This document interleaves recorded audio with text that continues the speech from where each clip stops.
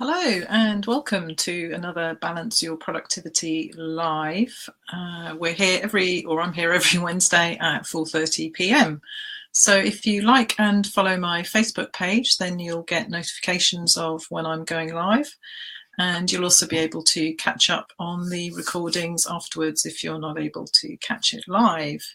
If you are able to watch live, then do feel free to jump in and ask any questions, and they will pop up in the comments and I'll answer them on air.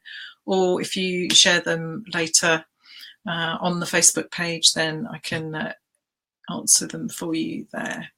So do feel free to share the videos and watch any of the past ones, previous ones.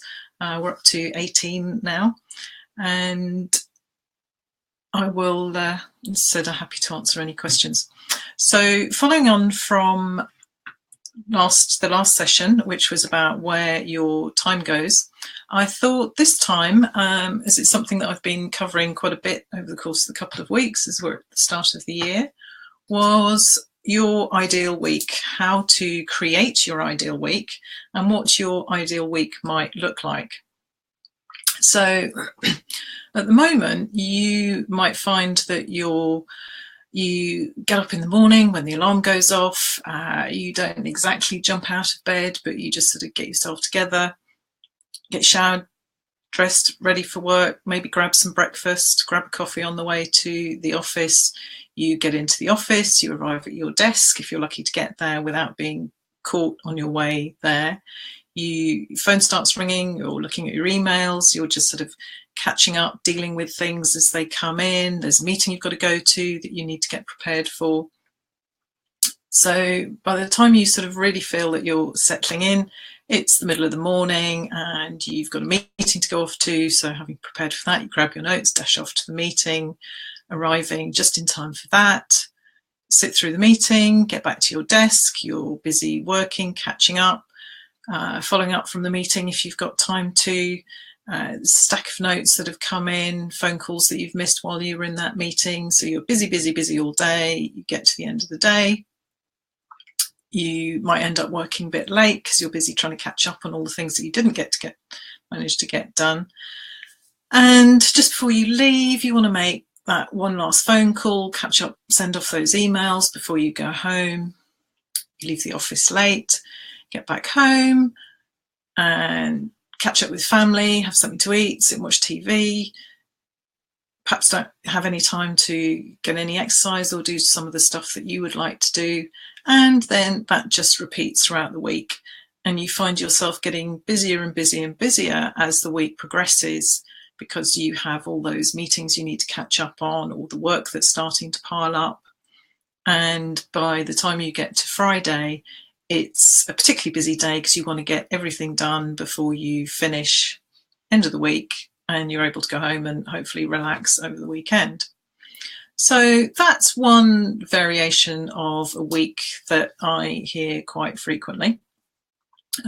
It's either full of meetings or it's full of busy work, or you're busy being reacting to the emails and the phone calls that are coming in.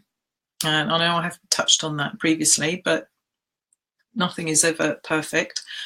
So one thing to think about is, what does your ideal week look like?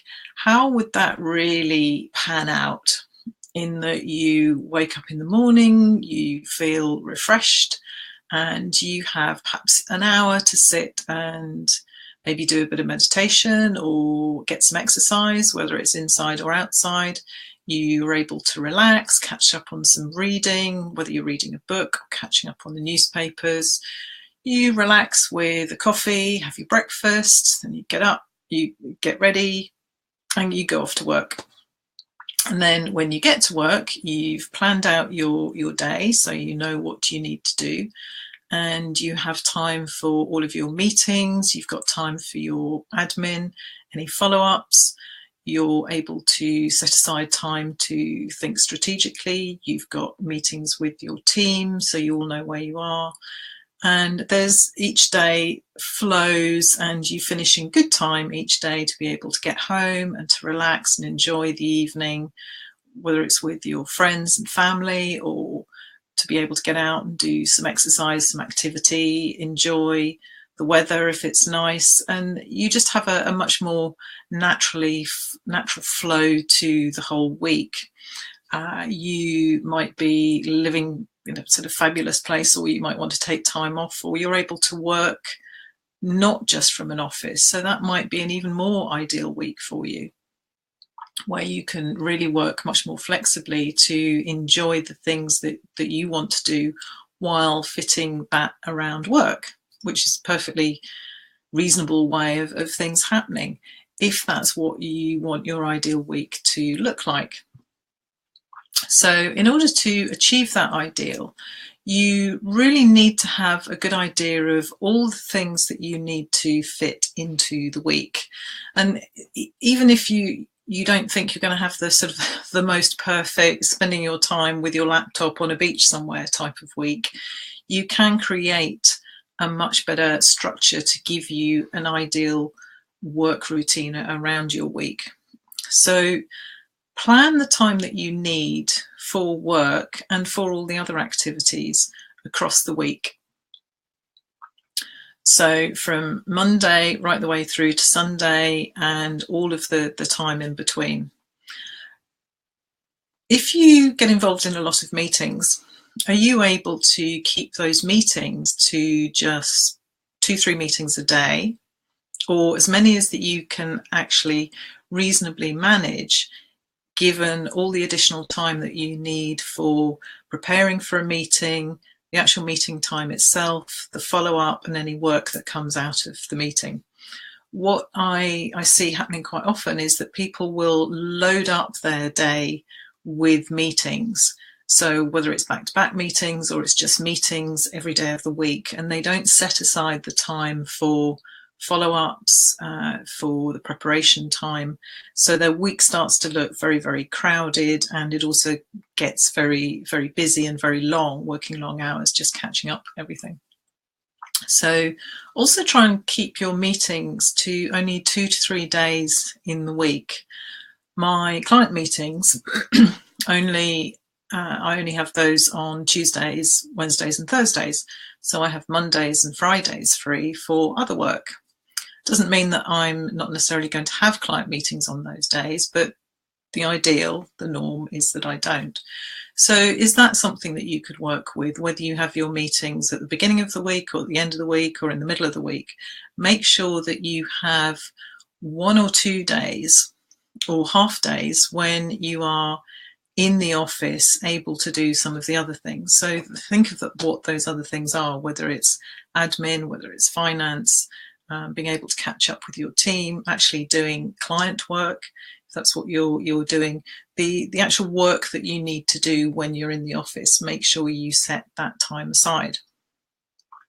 And set a time aside for those follow-ups. If you do have to have back-to-back meetings, schedule in a couple of hours, a half day, maybe even a day in that week when you're able to catch up on that, so that you don't find that you've got back-to-back meetings for 2 whole weeks and then you've got a backlog and people are expecting you to get back to them and you're not, because you just haven't got around to dealing with things. So having a template for what your ideal week would look like enables you to start slotting work into that as it comes in. And one of the important things is to be able to set aside time for thinking time, strategic thinking time, if that's either part of your role or if you're running your own business, when you can actually step back from things and think about what's going on. Block time out for the different projects that you're working on, whether you're allocating work on half day or a whole day basis. And something that, again, I come across quite frequently is people who are working on either 1 or 2 businesses, or they've got different roles, or perhaps they've got a full-time job and then a part-time role. So again, look at how you can plan that time across the week. So whether you spend 1 day or 2 half days on your part-time role, or perhaps creating your own business, and then the rest of the time is on your full-time job or part-time job or 2 part-time jobs, how that is spread out and structured across the week. Set aside time on Saturday, can be set aside for doing chores or tasks around the house, and perhaps any activity gets booked in on that. It seems to be quite a popular day. And then Sunday is a family day. So include all 7 days of the week as to what that looks like, and create a basic template for your ideal week, which you can then plug into your, whether it's paper-based diary or your scheduler. And as appointments and meetings come in, you can slot them into those different slots that you've set aside. You said if you set aside meetings on only 2-3 days in the week, that's where the meeting goes. Of course, you can always have an exception, and you can always be flexible in that structure. But if you've got it there as a base to work around, it's going to help you to use your time much more effectively, because you know you have time for the admin, the meetings, the follow-ups, the client work, the project work, whatever it is that you need to have in that meeting. You might even decide that actually you'd really like to be working a 4-day week or a 3-day week. So what does that look like? What does the template look like for that? With whether it's a Monday or a Friday or perhaps even a Wednesday, so you break the week up as your non-working day, and how you block out the time within the days that then remain. So if you would like to, I've got an Excel spreadsheet as a basis that I use. I actually use a paper-based diary at the moment where I block things out, and my online diary I've blocked out fairly consistently for several years now. Times when I have on certain commitments on, whether it's a Monday or a Friday, my non-work days, and even within the Tuesday, Wednesday and the Thursday, blocks of time when I do certain work, and I've set aside that time so I know it's not going to get forgotten or it's not going to get left. And that's part of how I create my ideal week, and some of the other things that I have in there as regular activities that are there week on week. So if you'd like a sample template, then do drop me an email or ask in the comments, and I can send that through to you. So that's it for this session, just looking at how you can create your ideal week. And if you're not living an ideal week, then do get in touch if you'd need some tips and ideas on how you can do that. And a good place to start is with the time quiz, which is on my website. Do download that, take a look at it, answer the questions.